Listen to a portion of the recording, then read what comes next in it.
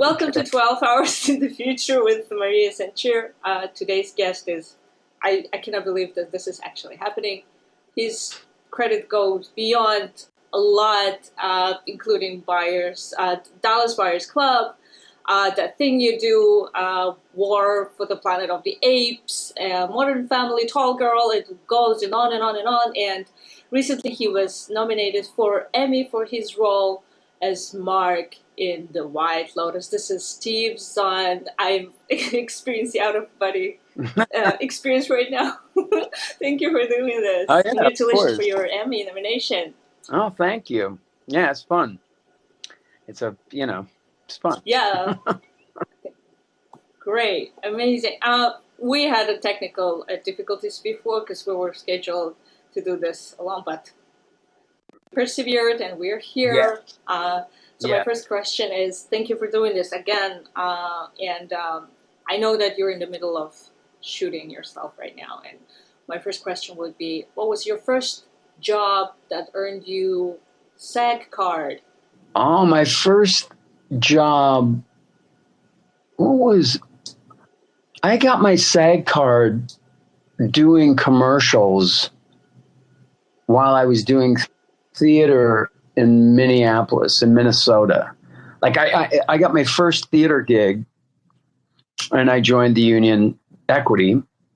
And then as I was, doing the 8-month run of Biloxi Blues, I got an agent and I would do these regional commercials, And so I joined doing commercials. Wow, nice. I'm very interested. So you have a producing partner, Rick Gomez, right? Yeah. And I want to tell everybody that Steve Zahn is such an amazing follow on Instagram. So my second question is, will you ever continue the face deals? Yeah. Oh, you dug deep. Holy crap. No. Well, yeah, Rick and I did face deals. We made these shorts. We made a series of shorts called Uncandid Portraits. And they played as a series at the Tribeca Film Festival. That was 2 years ago.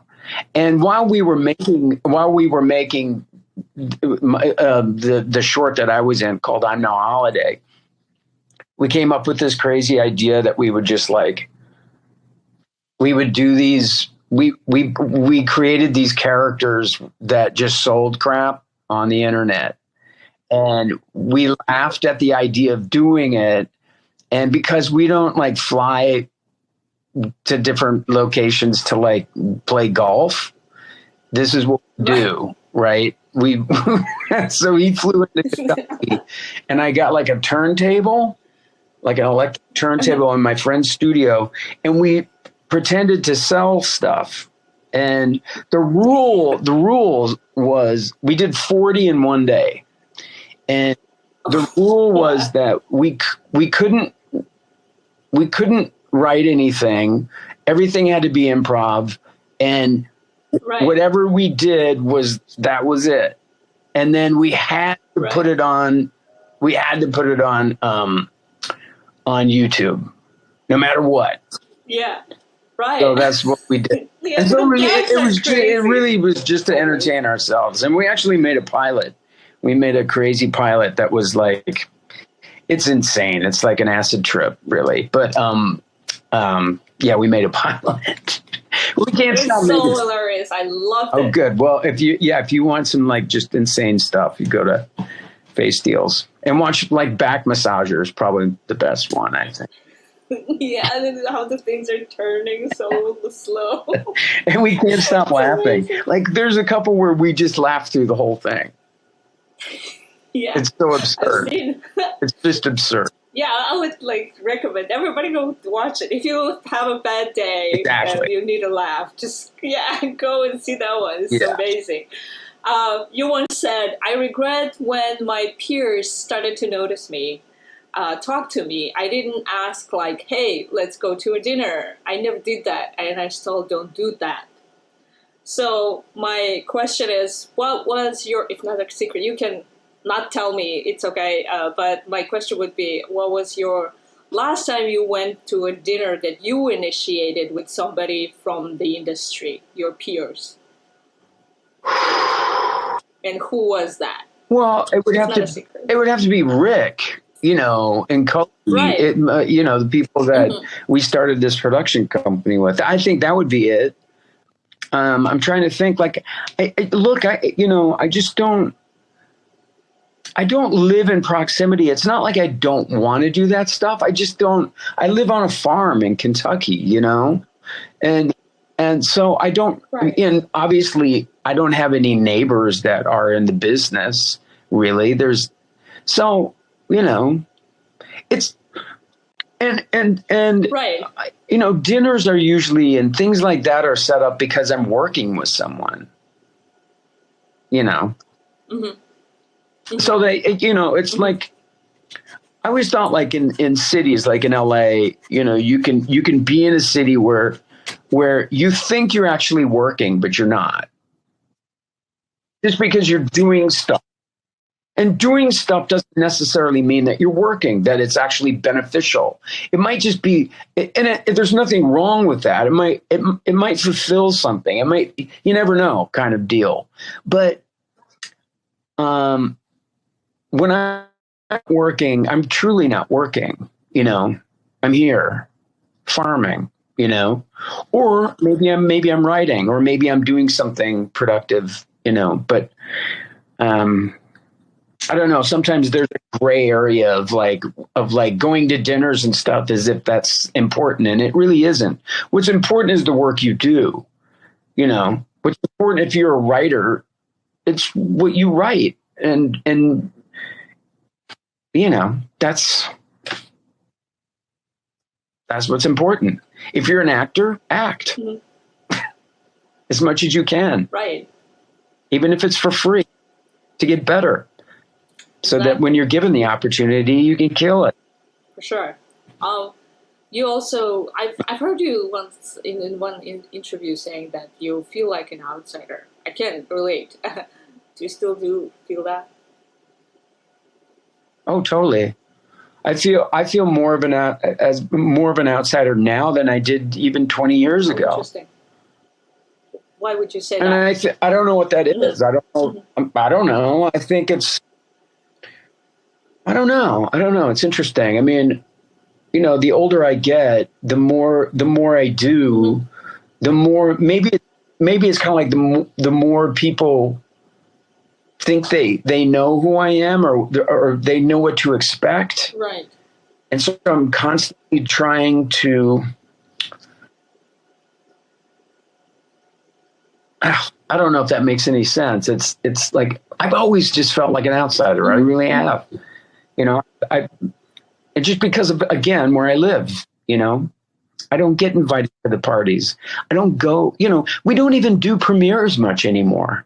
There used to be a celebration. We used to do that in Hollywood. There used to be like a premiere, and it would be crazy, and there'd be elephants, and it was like, and it was, they spent way too much money on it, but it was a celebration. And now we don't do that. Of this hard work that took years, the cult of film. Yeah, but we don't even have rap parties anymore. Right. We don't. It's become so kind of business oriented, so corporate that So those events that we used to go to, they don't even have them anymore. Yeah. Just to connect that, like last 2 years. We were in this state of mind that, oh my God, because of the pandemic, the cinema experience gonna die, right? We couldn't go to the cinemas, and everybody was staying home. Everything went to streaming, and so I wonder, what was your last immersive experience in a cinema, and what did you see that was you were like, this is why I do this? I think the last thing I saw. Oh, it was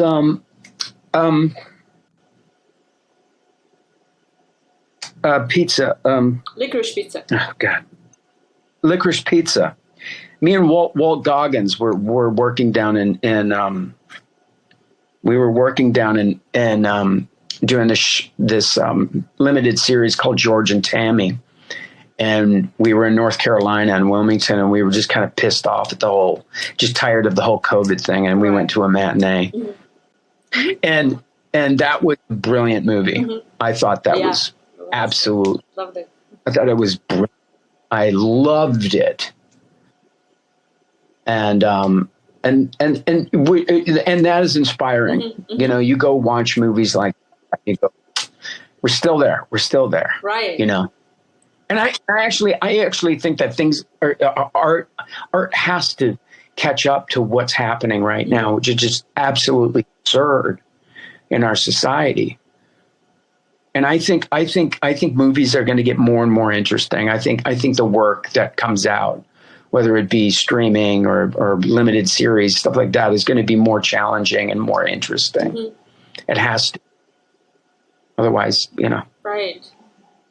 Yeah, well, White Lotus is one of them for sure, isn't it? Like, it was. Yeah, for sure. Yeah, I agree. That was amazing. And I think once somebody referred to it as white people's problems, the TV show. But I wanted to ask about Jennifer Coolidge. Yeah. How was to work with her? Your experience? She's another level. She's brilliant. She really is, and she's really a beautiful being. Just a great person, sweet and funny and smart. And you know, people that are that funny. I've never met a dum-dum who is funny. You know what I mean? Right. She's a brilliant, observant person, a great actor, and that whole cast was really delightful. Yeah. I mean, we were really tight, very tight, and partially because of COVID, you know, and we were forced into a bubble. But I got to tell you, it's kind of ideal to work like that. Right. Where your crew, your extras, everybody is just kind of like in this place where no one goes home, no one's distracted. And it really, I think, produces really good work. You know? Right.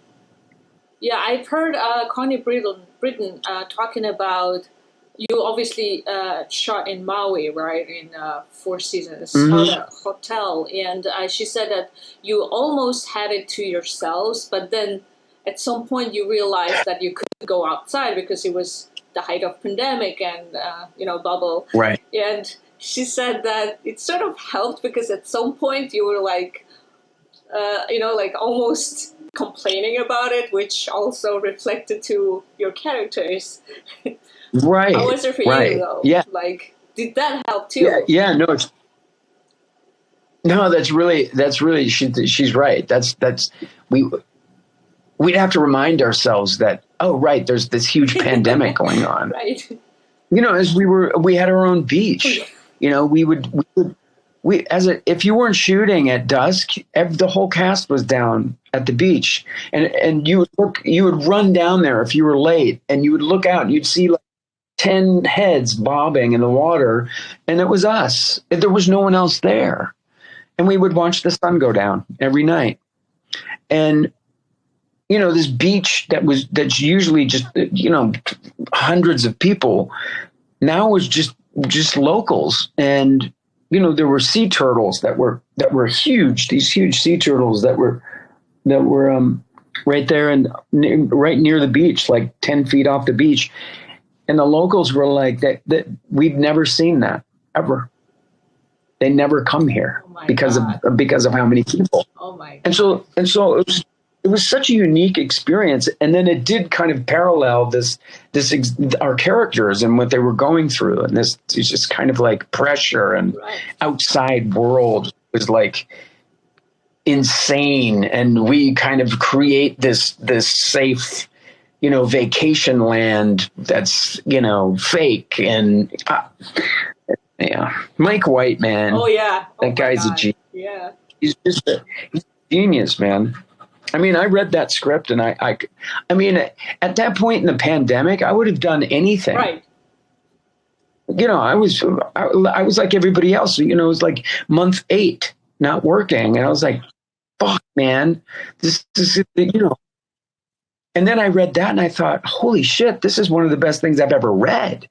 I mean, this is insanely good. And yeah, so I was just really lucky to get on that show. Amazing. This is really like nicely ties to my next question. I wanted to ask, what is a good script for you? Like, how do you discern that this one is good? I don't want to say bad, but less good, because we all know, how much work gets into, making any movie. So how do you discern good from less good? Yeah, I don't know. It's really interesting. I mean, you can usually tell pretty quickly, and if I can picture it, if I can feel the tone, I always say, like, this isn't going to answer the question, but if I start reading out loud, I know it's good. Oh, cool. So I automatically start reading out loud. So it's very instinctual. Yeah, and I don't miss a beat, and I get the pauses, and it's the first time I'm reading it, but I'm reading it almost as if I'm in it, if I'm doing it. That's a great script, and that comes from, I think, we were watching a movie last night. It was just horrendous. I'm not going to say what it is, but it was just like this spoon-fed crap, man. as if I'm this idiot, For me, a good script is, first, I want to be in a good story. And it has nothing to do with the size part. It has nothing to do with, like, I want to do a drama or a comedy. I want to be a bad guy.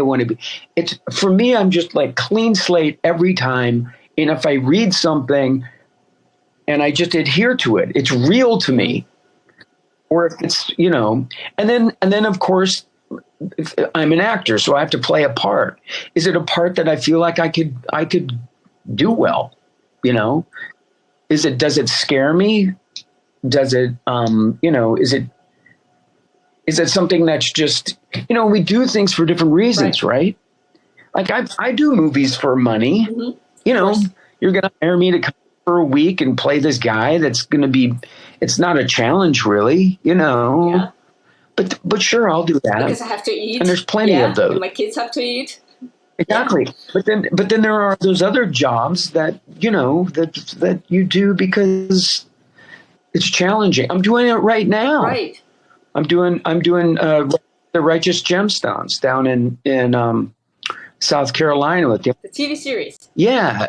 And man, it's good, man. The part is so good. It's just so good. It's so rich. My God, I'm having so much fun. Oh my God. But I'm not gonna retire. Right. Even though it's HBO. I mean, I'm just saying, like, I'm not a regular on the show, so it's not like some big payday or something. Right.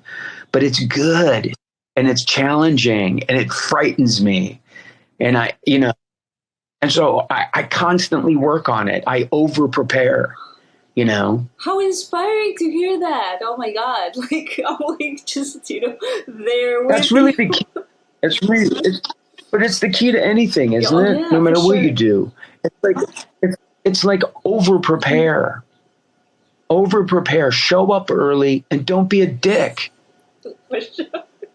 If I work a lot. And it's not because I'm the greatest actor in the world, but I do show up on time, and I'm fun to be around, and I always know my shit, and so I'll work, right. And it's that simple. If a first-time director would offer you a role, oh, totally, for sure. How about accents? Yeah, do you like accents? Accents. Mm-hmm.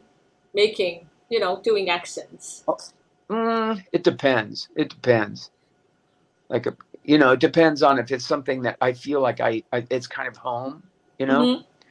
Something I could do. Like if you wanted me to be like, a Scottish Highlander, I'd be like, I don't know, man. Right. You know, I'm not gonna do that. Right. Yeah. But if you want me to play, you know, a backwoods Pentecostal preacher from the Appalachian Mountains, yeah, I could Right. do that. Mhm. You know, I Mhm. got that's in me. That's in my brain. Mhm. But at first, I've worked with so many first time directors, and you know, I'm my whole thing is I want to work with people that are hungry and young and have a voice and you know are smart and Right. you know as much as I want to work with Tarantino, Mhm. you know, I want to work with people that want to make a splash. Mhm. You stay relevant then. And that's the beauty of this job. You can grow old in this industry. I'm talking to my business managers are like, what about retirement? And I'm like, what's that? For you Like now? maybe I'll slow What? down and maybe not do as much, but I'm never going to retire. They're always going to need some 80-year-old guy that's like shits his pants, like Exactly. and I'll play that. I'll play that guy. What a You weird know, question, though. I mean, like, Steven Zahn retired. What? It's yeah, actors don't retire, do they? Yeah, well, you just realize please. how lucky you are. I mean, most people can't wait to quit working and stop. That's cool. And so that's why when I go do a job when I'm on a set, if I can't do crazy really well. I Hmm. don't. If it's not a really if you're not having fun, then there's something wrong. And there's something wrong, and you should be ashamed of yourselves because it's the greatest job in the world. You Yeah. know. Oh my God, So, I agree. Absolutely agree. Uh, I want to just jam a little quote from Ed here. He told me that oh yeah. our mutual friend Ed Stone, and he said, "Steve is who I want to be when I grow up." I thought it was so sweet. He's Okay, that's amazing. right. Yeah, thank you for him again Yeah, for this. Ed really is truly one of the most amazing human beings I know. Like he's Right. so unique, so yeah. They broke the mold. I mean, there's just no one like him. Hmm. He's so talented. He's so and we met doing Happy Texas, which was one of the Right. best scripts I ever Yeah. read, man. To this day, I read that script, I laughed so hard, so hard. And yeah, he's just a really unique and another great human being too, Right. aside from being, you know, You great at what he you worked does. with so many amazing bunch, and I wanted to ask, like, uh, is there anything that you learned from somebody that you worked for, a director, actors, whoever, screenplay writers, that you take on to this day? Something that you learned in the early stages of your career that you just, every day you just, when you show up to work, you always just carry that with you. Except for Tom Yeah, Hanks show up on time. I know that he was, yeah, no, right? but Tom, I think a lot of those lessons were from Tom. And if you asked any of the guys, if you got asked the guys from That Thing You Do, we would all say the same thing. At that time in our careers, where we were on the brink of something potentially, but we knew it was huge when we were doing it. A lot of times you do stuff and you don't know it's big until later in hindsight. You go like, Right. wow, that was a big deal. That we knew in the Mm-hmm. moment. Mm-hmm. And Tom was really, there were so many technical things that I learned from Tom, you know, technical things about acting on film, that's important to know, you know, so that you don't waste that thing that you rely on, you know, that rawness and the heart. You have to be conscious of what's happening around you so you don't waste it, you know. If the camera doesn't capture it, then it doesn't matter how you feel. It doesn't matter how good you were. It doesn't matter. So there's this really interesting thing that happens with film acting as opposed to like theater, where you're doing the same thing that you do in theater, where you just get lost in a character in a moment, and yet you have to have this sense of this ability to watch yourself, you know, this ability to always be aware of what's going on around you while forgetting about it at the same time. It's really interesting, and I love it. I find it so challenging, you know. It's simple stuff. It's like, you know, if I'm mad and I stand up, but it's a close up, I just screwed up that I have to while I'm mad stand up slow enough so that a camera can follow me. Right. So the operator doesn't lose me, you know, or knowing, oh, it's a wide shot, I can do it fast, you know. It's all those technical things that I think can make you a lot better. And the crazy thing is, as an actor, you just don't learn that shit. You know, you spend, you know, I spent 2 years in conservatory, but it was theater. That is really, you know, what it was all about. But it's all about tapping into stuff and different, you know, your voice but you, with film, it's kind of like, I don't know, maybe there are good schools that have really good kind of like to teach actors how to, you know, how to do film, but right. You know, usually it's kind of like you learn as you go. Like I got my first movie, like Reality Bites, I didn't know what I was doing. Right. I was, you know, but I asked questions and I didn't pretend to know what I was doing. I was like, what do you mean? You know? So you weren't afraid to ask, in other words. Right, exactly. Because I was confident. Yeah, I knew I was a good actor. But I wanted to be, I knew, you know, when they were telling me don't, you know, whatever, you know, hit your mark. What's your mark? What do you mean? Oh, that. Okay. Right. And then someone would teach you like, hey, step backwards, like 3 steps. And then you don't have to look at your mark. Oh, right. 1, 2, 3. Action. 1, 2, 3. I hit my mark. Whatever. This is the end of part 1 of my conversation with actor Steven Zahn. The part 2 will follow. 12 Hours in the Future is produced by Jim Carney, Maria Sanchir, and we had technical help from Yves Dessous. Special thanks to Professor Tom O'Hanlon, Dean James Mann, Professor Stephanie Stowe, and Ed Stone. The executive producer and host of 12 Hours in the Future is Maria Sanchir. 12 Hours in the Future with Maria Sanchir is a series of conversations recorded with the resources of Lehman College, City University of New York. You can find us everywhere podcasts are available and on YouTube. This show is protected under international copyright and may not be recorded or retransmitted without written consent. Until next time, when we see you 12 hours in the future.